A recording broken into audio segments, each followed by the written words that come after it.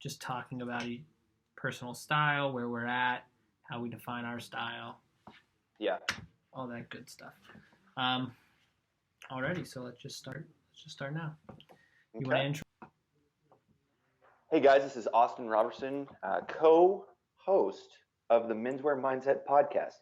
Thanks for coming back and listening to the second, third, which episode is it? Well, technically this is the 4th, but we lost one due to the other co-host. So this will be number 3 in the chain, and then we'll remake the other one and play it off like nothing ever happened. Let's have a moment of silence for that lost podcast. Golden piece of gold. Okay, good talk. So, thanks for joining again. Like I said, I am Austin, and my good friend here is Lewis, the other co-host. All right, so say your last name. Robertson. Yes. See, Robertson. I found that very interesting because I thought it was Robertson. You get that a lot? No, I get Roberson. Really? I get Robertson or Roberson. And I just say it's Robertson, just take out the T. Yeah. And I don't know why, but it throws people for a loop all the time when, I tell them, oh, it's Robertson. And they look at it and they go, oh, Roberson. Like, no, it's pronounced the same way. You're just like no T. Just take out the T. Yeah, because I realized that, because I guess I must have been calling you wrong this whole time, because I realized that I was recording the intro for this podcast, and I said Austin Robertson, and then I started a little bit into the podcast, and I was like, he didn't say Robertson. So then I re-recorded the intro, and I was like, I'm going to do my boy right. Good job. Okay. But yeah, like I said, unfortunately, I get that all the time, and I mean, if quick enough, it sounds close, like Robertson. So it kind of sounds close, but it's not. Mm-hmm. Just a little odd. But all you guys listening, please refer to him by his proper name. Or I'll find you and hurt you. I mean, what? Huh? We'll edit that out. So what are we here talking about today? So we thought it would be a good idea to talk about personal style and how we define ours and what advice and direction and guidance we would give those who may not have an idea of their personal style or anything like that.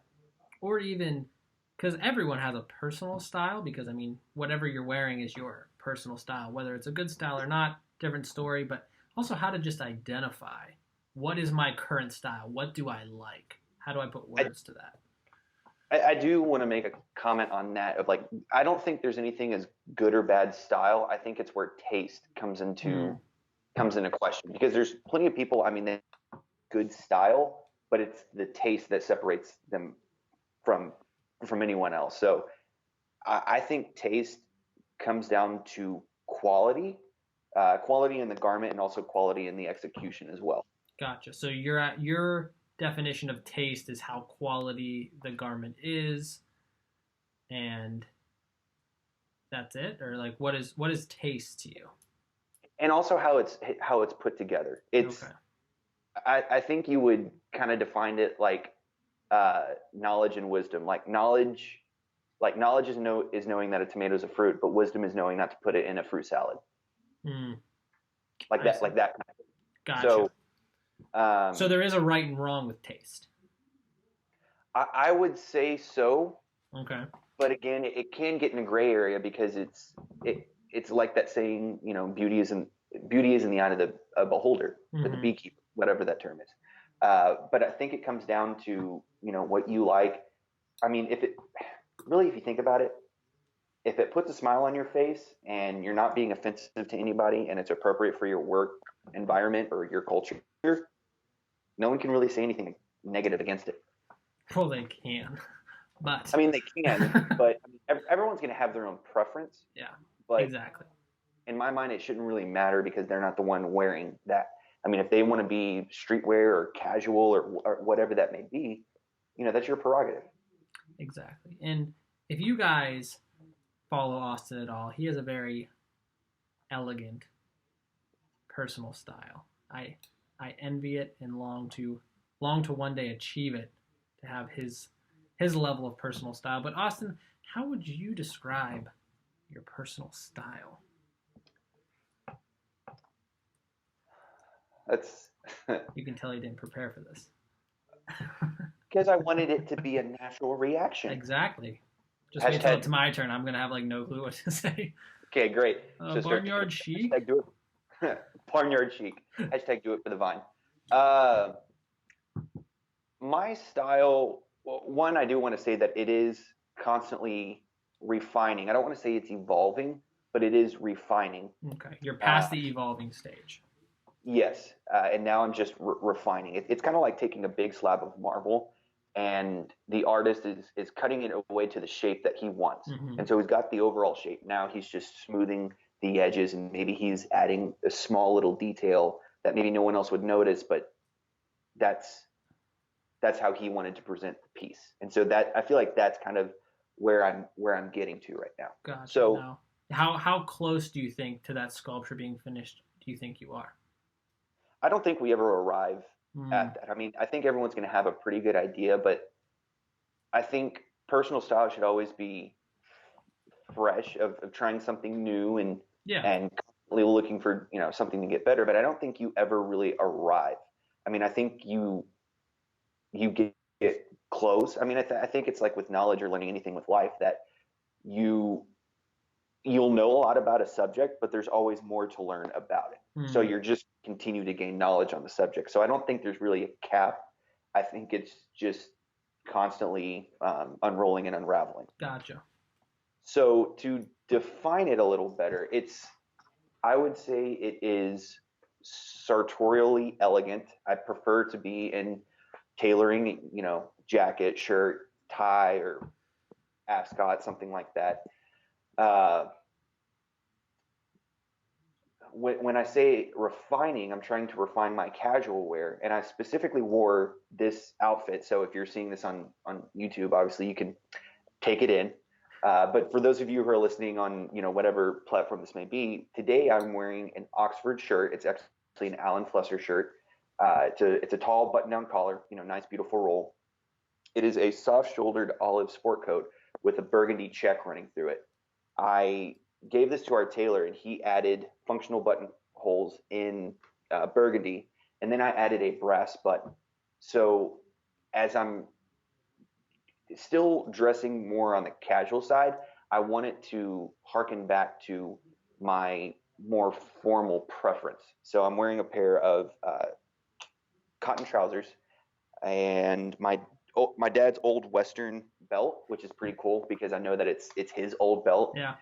And I wore a pair of suede Prince Albert loafers, but it was a brown suede. So, it is a lower vamp, so it is a little bit more of a formal silhouette, but the brown suede, I mean, it'll dress it down a little bit, but the suede gives it even a little bit more of a texture. And then I wore it with a ball cap. I never thought I would wear a ball cap with a tailoring look, but I've got this, navy ball cap right here with the white Texas cutout on it. And I love this hat so much. I wear it all the time. And I thought it was a really interesting look, and I'd probably do it again. Yeah, no, I was digging it. I mean, if it were me, I would have either put socks with my loafers or wore something a little bit different, but yeah, I was definitely digging it. I was like, this and today was a little more, it was a little more warm, so I wanted to wear something that I'd still be cool. So I didn't button the jacket. I always left it open, and then I unbuttoned the sleeve cuffs. So there was more airflow. The negative side of this hat, it's actually a wool hat, so it does have texture. So if I were going to wear this kind of look in the summer, I would probably do like a cotton or some other lighter fabric hat, but I just love this hat so much I wear it all the time. No, it's a dope hat, especially living in Texas of all places. You got to represent a little bit. Exactly. You got to have pride of where you're from, even if it's not as good as Pennsylvania. You got to try. And if you live in Texas, we're not going to talk about Pennsylvania. If you live in Texas, you got to have some major pride, because we are probably the most arrogant state, and I'm with it. I love it. Yeah, I heard they kick you out if you don't have enough pride. You're not wrong with that one. So I hope that answered your question on the personal style aspect. Ooh, can you hear that? Not really. Okay, good. I just wanted to make, because I was getting a phone call. Somebody was asking me something. I just wanted to make sure it didn't pick up on the audio. I told You them know, I was good co-host, podcasting. I don't know why they called me. Huh? and you know, good co-host, what they do is they turn their phone on Do Not Disturb. Well, actually, it was my computer that rang. I don't know how to turn that on Do Not Disturb, because like it's all connected to my Apple iCloud. But So your turn. Tell me my about turn. your style. Yeah. So my personal style, I'm definitely still in that evolution stage, I would say. And currently, I don't see me ever really getting out of it. Well, maybe I will. But what I see is I'm kind of refining many different areas of my style. So like I'm really working on casual, which I think is definitely different than my formal. But currently, right now, what really interests me is like a very vintage modern kind of aesthetic. So you're wearing like those classic patterns and suits, but you're mixing it up with just some different elements, like whether it be sneakers or like a t-shirt or sweater with like a graphic print on it or something, just to kind of change it up so that like I want when I dress, not for like a formal occasion like a wedding or funeral, I want people to like stop and look at it and be like, huh, like that's interesting. Like, do I like that or don't I? Is kind of where I, because that's the kind of stuff I like to see on people is when they're dressed to a point that it makes me stop and think, do I like how that looks? Because at that point, I've gotten someone to stop and think about, oh, what is he putting into his outfit? Like, and whether they walk away and say, I don't really like how he did that, they at least stop and thought about it. But I think I did come from a very like polished corporate kind of look that I was going for, like the white shirts, really tailored, solid, light patterned suits. But no, I'm definitely drifting towards more of this like unkept vintage modern, I guess you could say. I like the unkept look. But so what is the reason why behind your personal style? Why choose that specific style or those key pieces?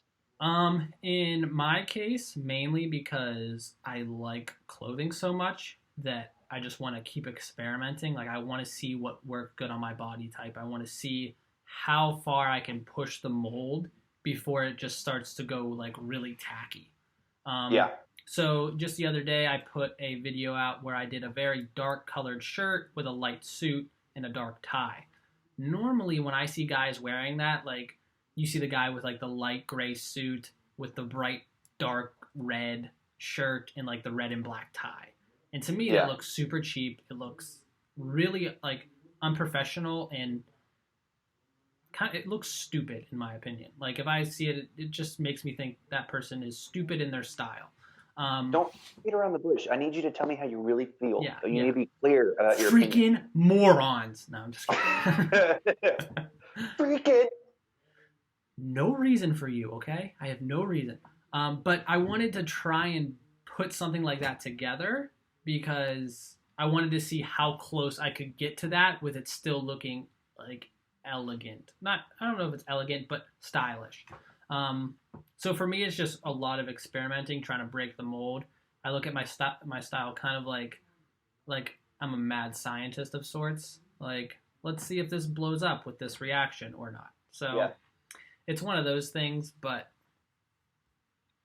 let me. So how would you say that your hairstyle comes into that? I mean, do you think your hairstyle is part of your personality? And if so, or not, like how did you get to choosing your hairstyle? How did I choose my hairstyle? So for me, it's a pretty easy choice. I have extremely stubborn hair that does not allow me to do much with it. So I found a haircut that fit me a long time ago, and I've just stuck with it. But what I do change up in it a lot is the hair product I use. So right now, like I went from a stage of I used a ton of product because I had a terrible haircut that didn't work for me and hair would just stick out everywhere, so I needed to maintain it. Then I went to, then I didn't have a hairstylist for a while, so it got really long and really shaggy looking. And then once I got back to my haircut, I used a lot of hairspray, a lot of product, and I wanted to have like this perfect polish, kind of like that corporate look that I was going for before. Um, Like that that queef the is it quiff queef? I thought you were gonna say that queer, that little Yeah. queer No, thing. Yeah, I was that's like not. Austin. No, I wouldn't say that. That's why I was like, might be doing a lot of editing to this podcast. But no, Not what yeah, I the meant. quiff. I know what you're talking about. Yeah, Yeah, pretty much. I like the big, like I liked volume in my hair. I wanted to look as clean and sharp as possible. I took a lot of yeah, inspiration from Jose from Teaching Men's Fashion. I kind of liked how his worked, but me and him have totally different hair. Um, yeah, but right now, I just found myself with using a little bit of a very stronghold pomade. Um, and a light bit of hairspray so that it stays really structured in the beginning of my day, and as like the day goes on it starts to wear and the hair just kind of flops and it still stays in the right shape, but it's again going more with that unkept look. um, I think that's also something really interesting because you're unkept but it's intentional, so yeah. how can you still look good but look a little sloppy? What's another interesting aspect to finding your personal style when it comes to haircut? Everyone's hair and their genetics are completely different, and so you'll look at someone's haircut and be like, oh, I want that. Well, Yeah. you're looking at this guy who he's got very straight Asian hair, and it's perfectly straight all in one direction, and it looks wonderful. So they've got very thin straight hair, and then that's how they can get it to look like that. But when you have thick curly hair or more wavy hair like I do, that's not a look that I can achieve. I mean, even if it's shorter, I mean, it's still going to have some wave and it's going to have a lot of body to it, and it's not going to lay down. So you got to Mm-hmm. find what's best for your hairstyle. And Exactly. you can get into face shape and things like that too. But I think it goes back into dressing and dressing well. It's you look at somebody who's a perfect you know they're 6'1", 160 pounds. They wear 40 regular, and they can wear anything that they want. But if you're a shorter, stockier guy and you're trying to achieve that look, you're not going to achieve that look because it's completely different body styles and the proportions are going to be off. Exactly. So yeah, that's a good point. You need to know who you are and what looks good on your body to really start to hone in on your personal style, because there's some people that maybe the sloppy unkept look will make them look extremely sloppy and unkept, which like if you're like I assume if you're a bigger gentleman, if you do a sloppier look, you would look extra sloppy just Yeah, because of your size. there's got to be a groomed aspect to it Yeah. because if even you look at like the gentlemen in the 1930s, the way that they dressed. I mean, yes, they had more of a full cut, draped chest, fuller cut trousers, but there was still an element of fit at the waist. So it gave them that sharper Mm-hmm. look, which made not just everything was big and baggy. There had to be an element of fit to it. Um, for me, for example, I'm growing my hair out. Let's let the mane go out, but so I'm letting my hair grow out. And there was one point where it was just curly and going everywhere. So I've got this lady I've been going to for, gosh, year, just over a year, and telling her about my hair journey, and I didn't find anything that I liked. But then I told her about my long hair, and she goes, "I think we should grow your hair out." And I Mm. said, "Really?" And she goes, "Yeah, this is kind of what I'm envisioning, almost like a Bradley Cooper, Leonardo Ooh. DiCaprio, like kind of down to your shoulders, over your ears, like that kind of look." So it wasn't just growing it out, and she would trim it every now and then. We did it in sections. So we would, if we cut anything, it would be this part, but we waited until everything was long up here. So it'd be kind of be two different lengths. And then once it met here, everything could grow out and it would flow more naturally. Because if it was Mm. all one length, but it's at different spots of the head, it wouldn't really look good. So it's got to have this flow to it. Yeah. And that's what's good about going to a professional, because you can talk to them about what you want, what your needs are, what your requirements are, and then they can kind of guide you from that. I mean, we've talked about that in how to shop, so that's why you present the professional with your opinions, and they can guide it from there. For me, I would have never thought about growing out my hair. I would have just Mm-hmm.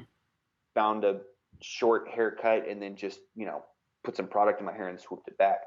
But I am so comfortable and confident now actually growing my hair out. I mean, it's been such a cool journey to go along with that. Yeah, and that does go back to have a good relationship with your hairstylist. Don't just go to like, and not any shade to like a Great Clips or anything, but go somewhere where there's like a professional that's that spent a lot of time to get where they're at. You don't want just like the cheapest thing you can find. And you can find some good people at Great Clips, don't get me wrong. You got to start somewhere, but Yeah. having an established place that you know you can go to and you're going to be steered in the right direction is always the right way to go. I lucked out huge with my sister. She was a beautician. So like ever since I was little, she was always like telling me how I should do it and giving me product. And so hair is something that even before I got into style, I always cared about. Although I will admit it didn't always look good. I always was self-conscious about how is my hair going to look like, and it looked bad before, like bad, but I did care. And that's probably part of the gateway into style is like caring about how I look that way. But yeah, I want to make a comment on what you'd said earlier. You said no shade to Great Clips. I've personally tried Great Clips, and then to me, the negative side of that model is they're trying to get you in and out, and that's why it's a $600 haircut, not a $700 haircut, a $7 haircut. You're going to get what you pay for. It's kind of like buying a polyester suit. Yeah. You're going to get what you pay for. It's going to look fine at first, and then it's just going to get bad. Same thing with the haircut. And so those people are just trying to get people in and out and in and out. So for me, I wanted to kind of take my hair to the next level and actually talk to a professional, not just someone who was going to cut my hair. And they never even got close in the first place. Mm-hmm. So, I went to her, and it's definitely more expensive. I mean, for just a trim, I'm paying $25. And then there's the tip on top of that. Yeah. And then like if I do it for a full haircut, I think it's like $50. So it's definitely a lot more than I've paid in the past, but I've built this relationship with her, and she's told me what exactly I need, and it's done nothing but help me and make me feel more confident because I love my long hair. And I mean, one thing I've been talking about while growing out my hair is this hashtag regain the mane, because I've actually grown my hair out before, but it just looked terrible. So I wanted to do it right this time. So I'm so glad I have long hair. I mean, this puppy is long. I mean, it comes down to my chin. So now, how often do you get your hair cut? Like once a month, twice a month? No. Since we're still in the growing stage, if we do once a month, we're going to kind of be we're going to be cutting away all of the growth. And so I go probably once every 6 to 8 weeks. Because I want to be able to, like I said, grow my hair out long enough, and then when it really starts looking bad, got a lot of stray hairs kind of kicking out and everything, that's when we'll go and kind of clean it up a little bit. Yeah, and if you think about it, kind of going back to, it might be $50, but even if you got your hair cut once a month, that averages out to like $1.50 a day. Like, what is that invest? And honestly, like with the whole polyester suit comparison, I think getting your hair cut by a professional and actually investing in it would probably be more important than the suit you're buying, because the suit, if it fits, you can get away with it for a little bit. Your hair, if it looks like crap, what are you gonna do? Like, you just look like crap. Yeah. So this is kind of turning into like a hair podcast, but just a little bit. But I mean, it is an aspect of personal style, because it goes along with the whole ensemble. I've got more of a classic taste. I wear, double forward-facing pleats, a fuller cuff. Like today is one of the very rare days that I'm wearing flat-foot trousers. I don't like flat-foot trousers. To me, I think they're boring. I think there needs to be some aspect of decorum on it. So that's why I like either a watch pocket or a double pleat or a single pleat, just something. But like on casual trousers, like a chino or something, I mean, I'll wear a flat front. I'm totally okay with that because it's a lower rise. But for the most part, I enjoy wearing the full cut, high waisted, things like that. But I've noticed that guys who usually wear that kind of stuff have very short hair, or they're bald. And I'm going, You know, I've never really seen any guy wearing that look and that style with long hair. I'm talking like shoulder length type of thing. Whoa. And I'm going, I think I want to do that. Like I want to be one of the first. Because I mean it would be different and I felt great hair. I mean, once I decided to cut it, I mean, it's a really big deal. And guys who have had long hair totally understand this, but you fight your hair, but you love it so much. So like there are days where like I just want to cut it. I don't want to deal with this. I can only put it back in a bun or a ponytail so many times.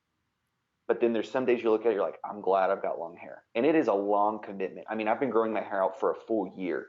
If you go back like a year and see the pictures that I had, I mean, my hair was really short, but I mean, Yeah. up here, like I said, it's super long, but it's a part of me. It's a part of my style and my expression.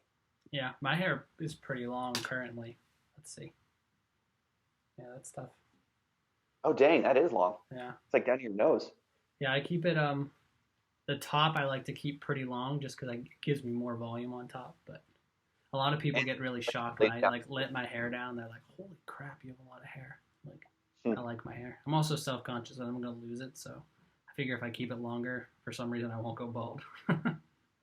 The downside of my hair, I mean, it's like guitar strings. I mean, it's so Mm, thick, and when the humidity comes, humidity, good lord, humidity.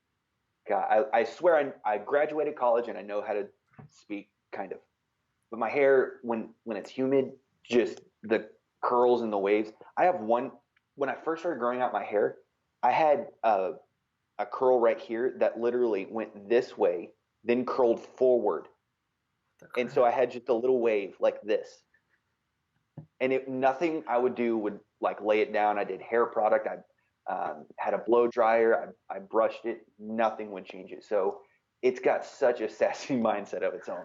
See, I think it's funny because personally, I have very thin, straight hair, and Hmm. it annoys the crap out of me. It's like Yep. it doesn't want to stay up; it always wants to fall. Like there's no body to it. Like I have to create body every time I want my hair to look good, and it's like I'm just ready to like shave it, go full I Britney think Spears.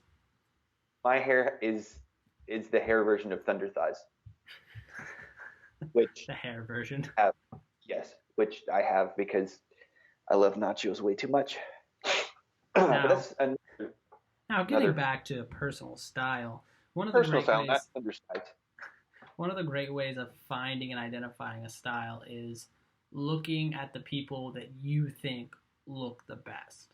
Yeah, So finding those icons that you really just when you look at them, you're like, ah, oh, that's what I think it looks like to be dressed. And usually that's the style you identify with. yeah. Personally, who are some icons you look up to that imitate your style?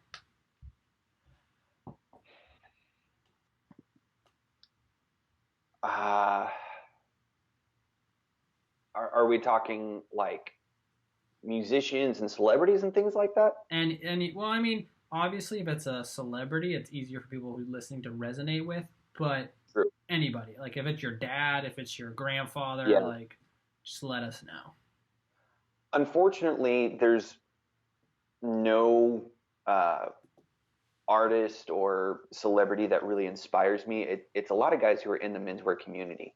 So a big contributor to my style and personal expression. One would be this gentleman by the name of Thomas Mastronardi. He owns a marketing company in New York. Used to work for Paul Stewart. I mean, he is a gentleman who's dressed to the nines, very 30s inspired. I mean, he's someone I really look up to. If you're in the menswear community, you know of Chuck Pollard, so obviously it's Chuck.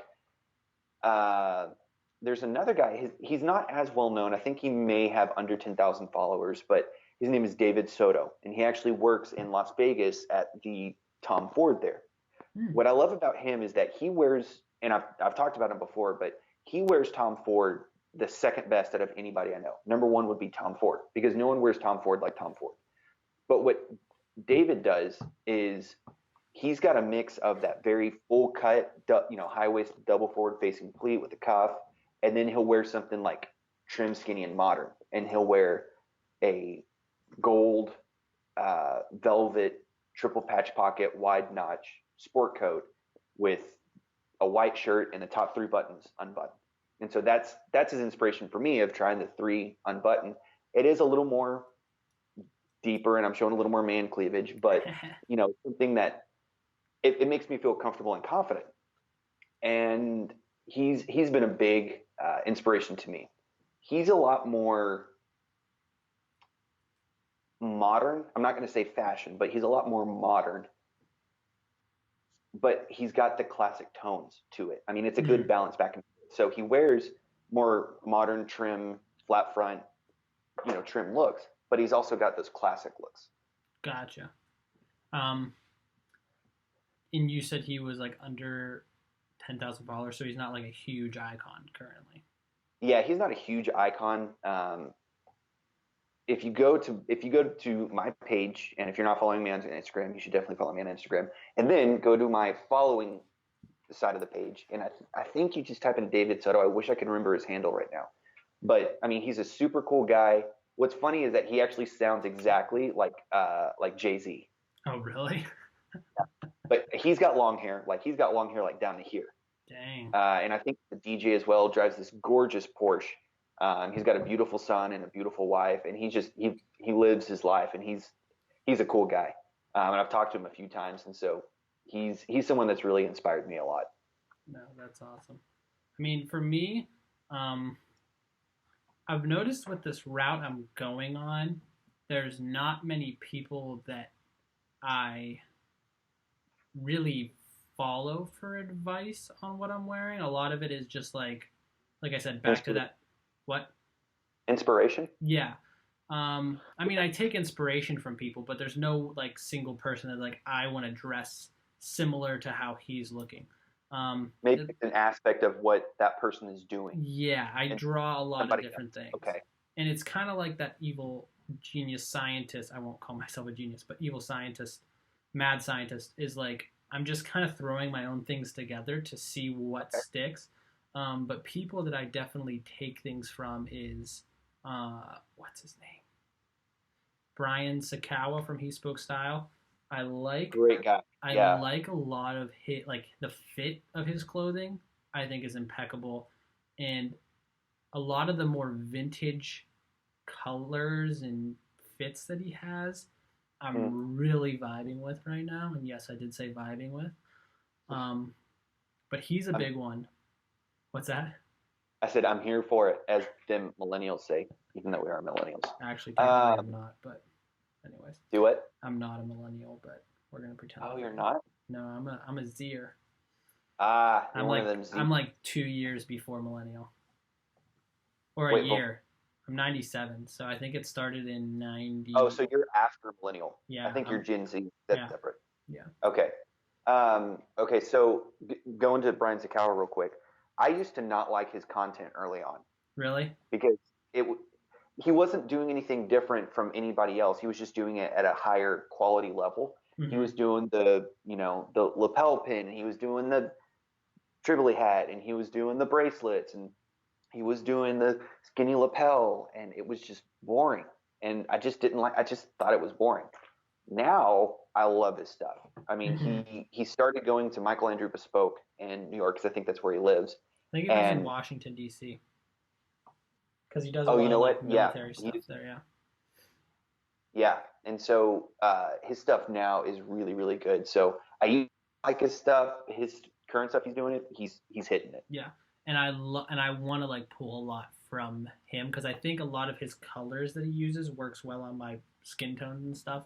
And another person, and I think this is where I get that hybrid, is, have you been watching the Netflix series Queer Eye?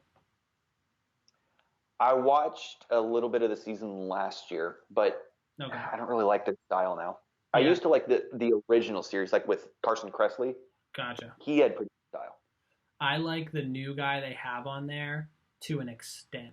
So, I really like how he styles people, because it's, just vanilla enough that I can help guys who know nothing kind of, follow those same steps.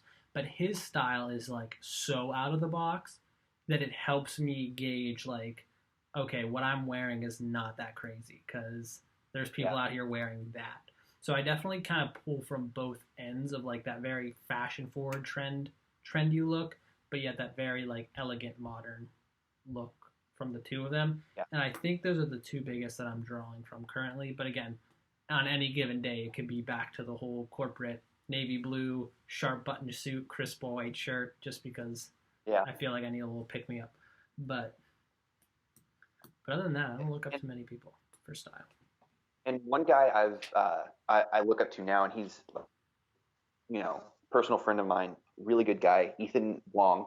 Again, they've got a podcast, so we're gonna shout them out, even though they haven't asked us to. It's called Style and Direction. Later. Yeah, we will. We'll get to.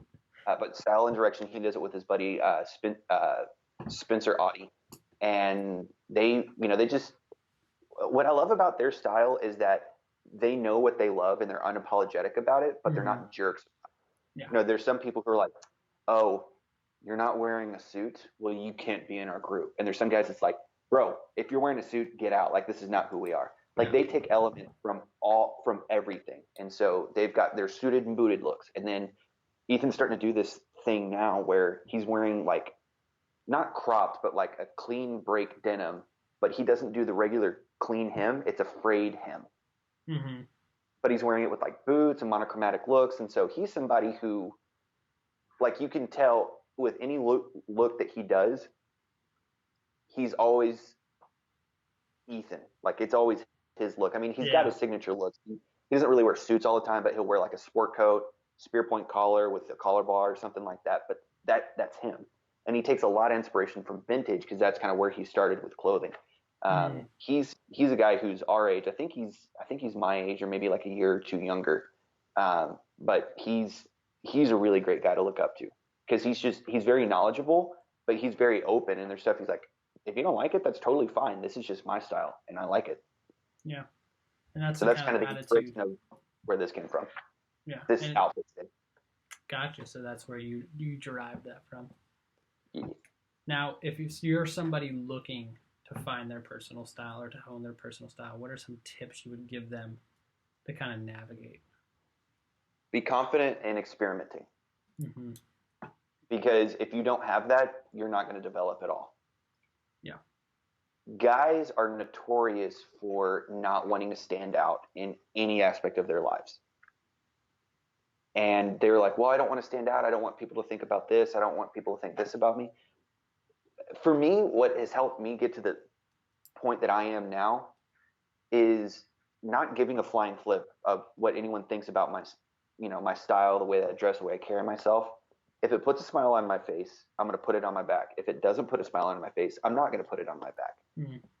If I've got close personal friends, I mean, I've got mentors who, I'll ask them like, hey, what do you think about this? I want to get your opinion. Or people that I look up to, like with like Chuck Pollard. I think I mentioned him earlier. Chuck Pollard 60 is his Instagram handle. Go check him out.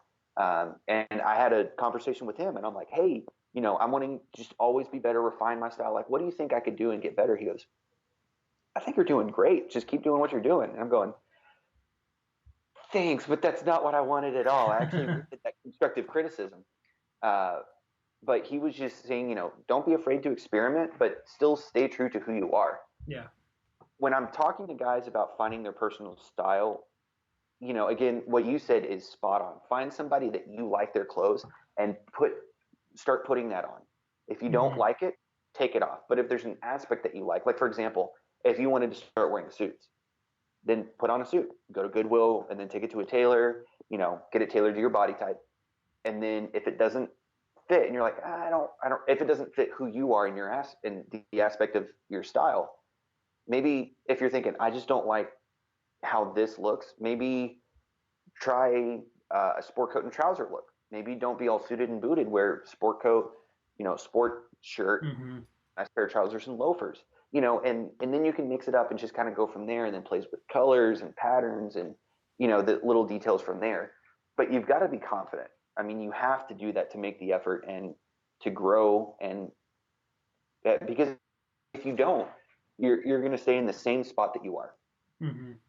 One thing that my mentors told me about Suit Supply, he goes, the guys who buy Suit Supply and again, I don't think anything bad about Suit Supply, but the guys who buy Suit Supply, it's like they stay there. They stay at that aesthetic. They don't really develop. They just buy the new stuff that comes out, and they're mixing it up, colors and something like that. But it's one look, and they don't mix that up, and they don't, take that and integrate it into any other aspect of their style. Yeah, buy pieces and work it in.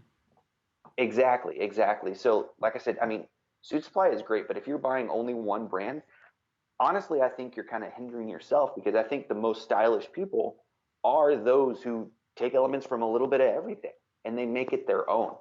So, for example, in the outfit that I was wearing today, I prefer to be more on the formal side. Some guys were saying, lose the pocket square. It would look better for the casual look. And I'm going, anytime I wear a jacket, I wear a pocket square. Yeah. I never don't wear a pocket square.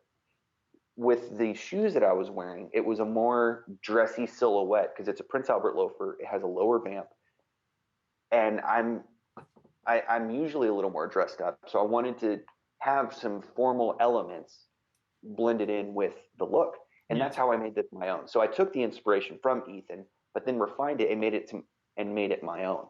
Of course, like for example, like Ralph Lauren, Tom Ford, like those guys wear their brand, obviously. And they absolutely love it. Ralph has been, there's a story of a shirt that he got from Kmart in like 1980, and he wore the thing out for like 30 years. And they're like, "Where'd you get that?" And he goes, "Bought it from Kmart for like $8. Why'd you buy that at Kmart? He goes, "I love the way it felt, and I just wore the thing out." But he made it his.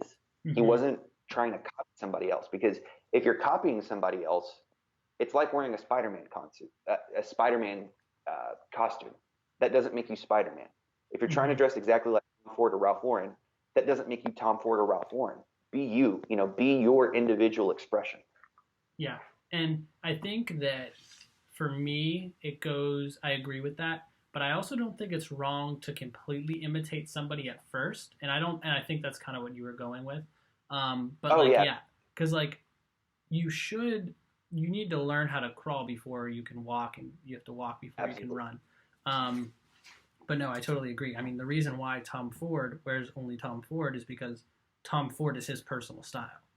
If you wear only Tom Ford, you aren't having your own personal style. You have Tom Ford's personal style, or you have Suit Supply's personal style. And on the retail side of it, how to get somebody to figure out how to help someone guide them to find what their personal style is, to kind of unlock their shopping potential, I guess, as a retailer. Like, once you get someone to understand, oh, this is my style, it's easier for them to shop with you. I think that's a pretty hard thing to try and navigate and dissect. But what do you think? What do you think the key is, that, other than obviously what we just said, hey, experiment, try things, but if you have someone in your store and they're like, I don't know what I like, how do you as a clothing expert guide them? So what I usually do is I look at them like a blank canvas. Okay. And I look at them and I think, okay, so how would I want to paint this? What do I want to design on them? And I just realized that when I put my hands this close and lean my head back, my hands look huge. Sorry. That's the mind of Austin. So I look at somebody as a blank canvas and I start to mix things up a little bit. And I think, I think they'd look good in this color, and I think they'd look good in this pattern, and based off the culture that they're in, whether that's for, a job, whether that's for a job, whether that's for a date or whatever that may look like. I'm giving them what I think they should wear, and then we kind of go from that. Mm-hmm. Sometimes there's a piece that I put that they won't like, but I get them talking. And so if there's a guy who's like, you know what, I only wear white and blue shirts. Okay, so I'll give him like a white and blue pattern shirt, and then maybe do something with like a little bit of a green check or something in there, and then give him like a red and pink floral shirt. The reason I do that is, like, I go to the extreme, which, he'll look at something and go, no, I don't really like that pattern, but I've never thought about red before. Yeah, let me see some red shirt ideas. So he came in looking for blue and white because that was his comfort zone. And then I took him all the way out here, and he's like, I'm not comfortable with that, but let's do this. So now I've expanded his vision a little bit more. And then we kind of build on little pieces like that. So a lot of times I know that they're not going to go for that, but it gets them talking. Yeah. It gets them to trust me a little bit. So once, we start finding those pieces that they like and they don't like, we want to get something that puts a smile on their face. But we've got to start at the foundation, the basics first, blues, grays, brown shoes, black shoes, the basics first, build that foundation. And then that's when you can experiment. You've got to understand what works and then what works for you. And then that's when you can experiment. You can't just jump in and start wearing crazy patterns and colors. Start from the ground up. Yeah, and I totally agree with that. And that's kind of the same process I use. I think it's a bit of a cop-out as a retailer in the menswear industry to try and leave it to the customer to figure it out. Like, oh, what do you like? Well, what do you normally wear? Let's try and find something. Like, it's your job to try and see them, like you said, as a blank canvas and turn them into the best version that you see of them. I think that a lot of the times it can be easier just to be like, oh, well, what do you normally wear? Let's find you a more dressed up version of that, or just put them in a cookie cutter model. But I think the reason why they come to a retailer is because you have the knowledge of the basics for just about every man. So you can put them in anything into this outfit that will work no matter what you look like, because it's not breaking any of the rules, air quotes there for you who are listening. And then you really try and build that to what you think their potential is. And something that I found and that I really think would help a lot of people is starting with things that they already don't like. Because a lot of people have a hard time forming an opinion on what they like and what they think works for them, but it's not that hard for someone to be like, I hate how that looks. And once you just get them on that train track of, well, why don't you like that? I just think it's way too bright for my skin tone. Oh, well, they obviously are thinking about skin tone. Okay, well, what colors do you like for your skin tone? What about this color? Like, so once you just kind of show to them, like, hey, you do have an opinion, you do know what you like, it's just in your subconscious, and you're just so focused on the negative of what you don't like and what doesn't work. Let's find that list out, and then it'll really hone in on what does work for you. Yeah. And that's an absolutely fantastic point, because that's something very similar that I do. If they're mentioning something that they don't like, I'm asking them the reason why. Oh, okay. Why don't you like this? And I always preface it with not like, why don't you like this? It's why don't you like this? Tell me what. Me. Yeah, because the more you tell me something that you don't like, you're pointing me in a direction of finding something that you do like. So if I'm showing a guy like a floral or a paisley pattern shirt, and he's like, you know what, I'm just not a fan of paisley. Like, okay, then I know that I can show him a stripe. I could show him a gingham. I could show him a check. I could show him a Glen plaid. I can do all these different things. And then we're honing in on, what he does like and what he's comfortable with. Because, worst thing that you can do is sell something to a guy that he's like, you know what, I never wear that thing. Mm-hmm. Like, yeah, it may be absolutely perfect for him, but if he doesn't like it, you're not adding value to him. Yeah. When it comes to like tailoring and like wearing dressier clothes and stuff like that, one thing that I do with guys who have done custom before, or maybe this is their first time doing custom, but they're used to wearing suits, I always recommend do a peak lapel. Like, hey, you've probably got like a notch, right? Yeah, I've got a notch. Well, here's what I want to recommend. When you're getting custom, try something that you've never tried before. So try a peak. It's a little dressier. I mean, it shows more than likely that it's been custom, or you can do the detail. You can do a soft shoulder or even a rope shoulder if you want a kind of a stronger, more architectural look. Little details like that gets them thinking. And so there was this one guy who was just like, yeah, let's do the peak. I don't like the rope shoulder. Let me do the soft shoulder. Mm-hmm. So we're developing it for them, especially for guys who are a little larger. Yeah. What I recommend is the peak lapel, because if they've got a broader shoulder, it draws the eye towards the middle part of the body, lengthens this line right here, draws the eye up and down, which makes them look a little taller. And it's a sharper look. Yeah. Now, I don't do that for everybody because, so many people are just, everyone's getting a peak lapel on their single-breasted suits or jackets or whatever. And so it's kind of looking boring now. So now if you're going to do a notch lapel, maybe do a little wider. Usually it's about 3.25. Let's do 3.5 or 4. It's going to be a little wider, but it's still within that comfort zone. How can we change so it it's up the just a little bit? tiny details that they never would have thought of. Exactly. Are there any like last minute thoughts? Because I know we're breaching almost an hour here. I think we got a lot. I mean, I did start recording pretty early on, so we're probably more around like 45 minutes, but still.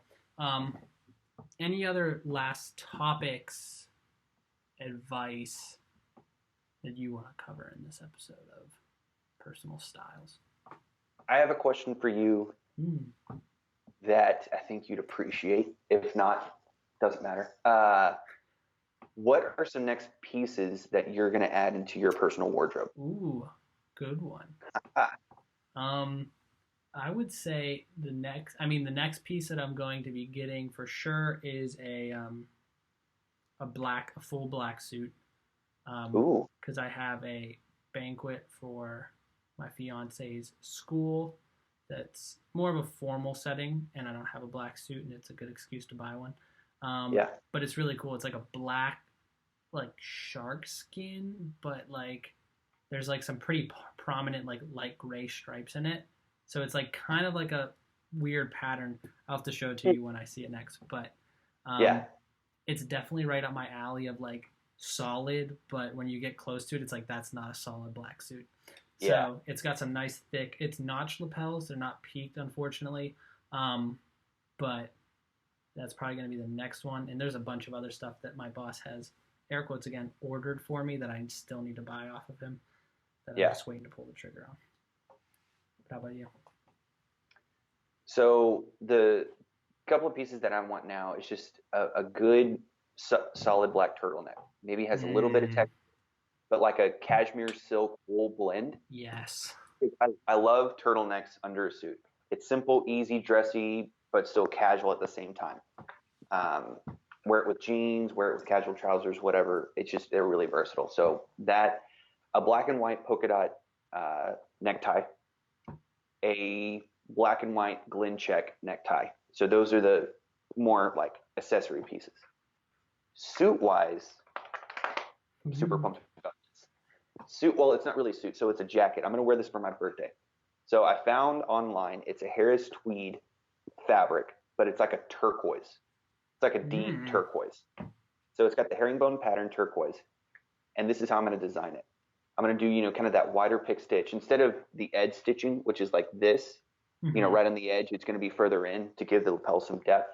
I'm going to do a 4.5-inch lapel, rope shoulders, patch pockets, unlined, and I'm also going to do a gold button on it.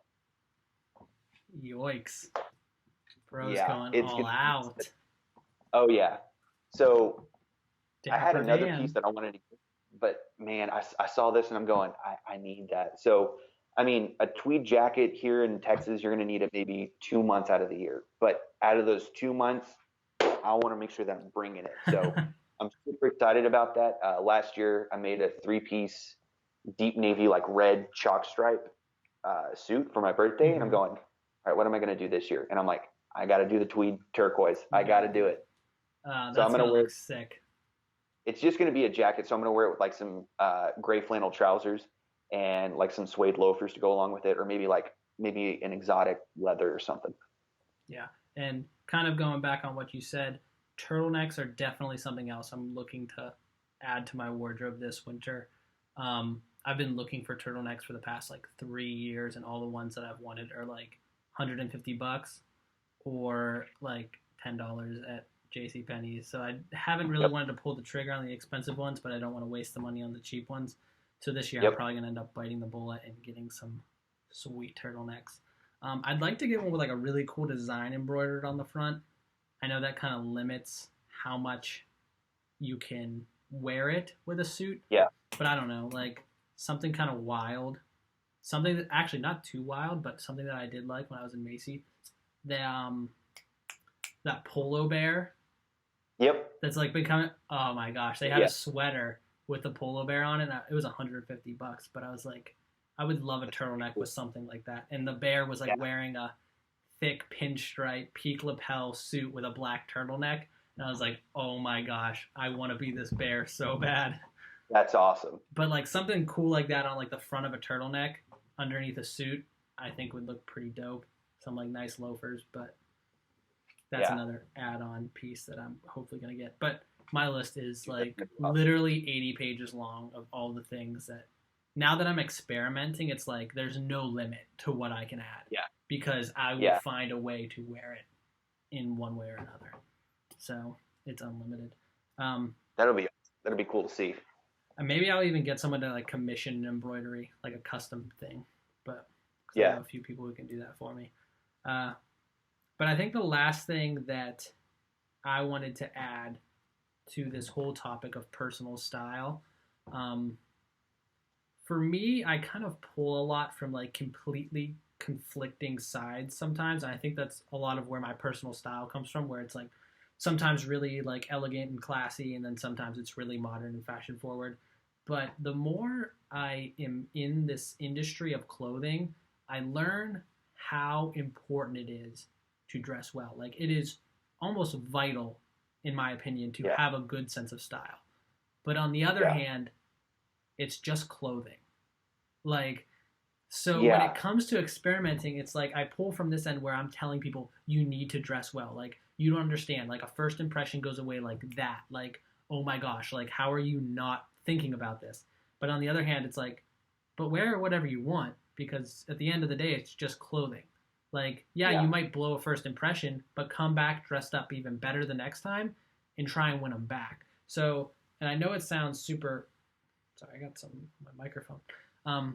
Super, like, I don't know, hypocritical or what, but yes, do focus on it. You do need it. But at the end of the day, it's just clothing. It changes. Yeah. Fashion trends go in and out. Mm-hmm. Don't hold yourself too accountable to it. And like with trends, I mean, you can absolutely take ideas and aspects from trends and incorporate that style. A good friend of mine told me once, like, you know, if the color yellow is trend, well, there's all different kinds of shades of yellow. I mean, you've got a different skin tone than me. Yeah. And so if you just get that yellow, it's going to wash you out and it's going to make me look sick. So that's why we've got to get a proper yellow for our skin tone. So you can take that aspect and then incorporate it, you know, like in your style. Going, you know, off what you said, actually, I just forgot it. Really, when it comes down to style, you know, don't be afraid. Yeah. Get out there, try something new. Because worst comes to worst, you miss the mark, and then you learn for the next day. I mean, that's really what it comes down to. Yeah, and if you know you're going somewhere that's like super important that you give a first impression, like if you're going to a job interview, maybe don't wear your embroidered turtleneck with a suit. Like, yeah, it might look cool, it might not. Yeah, exactly. Keep the polo bear at home. Do something that you know is going to land.